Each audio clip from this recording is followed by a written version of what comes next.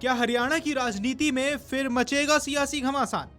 क्या राज्यसभा चुनाव में भी होगा बड़ा उलटफेर? कांग्रेस के लिए विधायकों की एकजुटता और बीजेपी के लिए सीट बचाना चुनौती। तो आइए हम आपको बताते हैं आखिर ये सवाल क्यों उठ रहे हैं। साथ ही बताएंगे कि कैसे राज्यसभा चुनाव में कांग्रेस के लिए विधायकों की एकजुटता व बीजेपी के लिए सीट बचाना चुनौती बन गया है। आपको बता दें कि हरियाणा समेत 10 राज्यों की 37 राज्यसभा सीटों पर चुनाव की तारीखों का ऐलान कर दिया गया है। चुनाव आयोग ने बुधवार को बताया इन 37 सीटों के लिए 16 मार्च को चुनाव होंगे। इनमें महाराष्ट्र की 7, पश्चिम बंगाल और बिहार की 5-5 सीटों पर चुनाव करवाया जाएगा। वहीं ओडिशा की 4, तमिलनाडु की 6, असम की 3, छत्तीसगढ़ की 2, हरियाणा की 2, तेलंगाना की 2 और हिमाचल प्रदेश की 1 राज्यसभा सीट पर चुनाव होना है।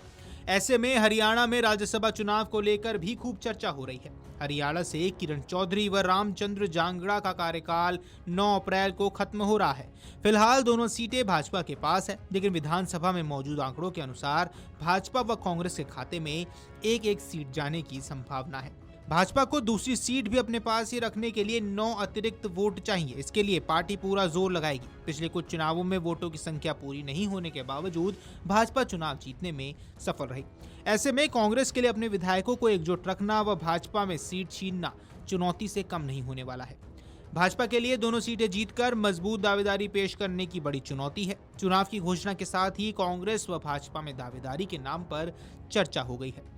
भाजपा से कुलदीप बिश्नोई व पूर्व मंत्री कैप्टन अभिमन्यु का नाम दावेदारों में शामिल है। किरण चौधरी भी दोबारा से राज्यसभा जाने के लिए प्रयासरत हैं। सूत्रों की माने तो भाजपा एक सीट पर अपने कार्यकर्ता को खड़ा करेगी और दूसरे सीट से सुभाष चंद्र व कार्तिकेय शर्मा जैसे किसी दिग्गज उम्मीदवार को उतार सकती है। वहीं कांग्रेस के प्रभारी बीके हरिप्रसाद, पवन खेड़ा और पूर्व प्रदेश अध्यक्ष उदय भान का नाम भी चर्चा में है।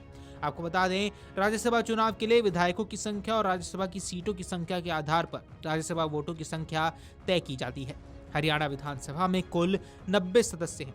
राज्यसभा का पूरा चुनाव रणनीति व समीकरण पर आधारित होगा। भाजपा चाहेगी वे अपने 2 उम्मीदवार उतारे, यानी पहली सीट पर भाजपा अपने उम्मीदवार को 31 वोट देकर जिता देगी। दूसरी सीट पर जब भाजपा उम्मीदवार उतारेगा तो चुनाव होगा। यदि उम्मीदवार नहीं उतारा तो भाजपा व कांग्रेस के पास एक सीट जाएगी। दूसरी सीट के लिए भाजपा के पास केवल 17 वोट बचेंगे। निर्दलीय के 3 व इनेलो के 2 वोट उनके पक्ष में जाते हैं और उन्हें जीत के लिए 9 क्रॉस वोट चाहिए होंगे। यानी कांग्रेस के 9 विधायक अगर भाजपा के प्रत्याशी के हक में वोट करेंगे तभी जीत संभव है। आपको बता दें, 2016 में भाजपा ने सुभाष चंद्रा को निर्दलीय चुनाव लड़वाया था। उसी समय सियाही कांड के चलते पर्याप्त संख्या बल होते हुए कांग्रेस के आनंद चुनाव हार गए थे। वहीं अगस्त 2022 के चुनावों में क्रॉस वोटिंग के चलते कांग्रेस के अजय माकन चुनाव हार गए थे, जबकि भाजपा और जजपा समर्थन से निर्दलीय चुनाव लड़ने वाले कार्तिकेय शर्मा जीत हासिल करने में कामयाब रहे थे।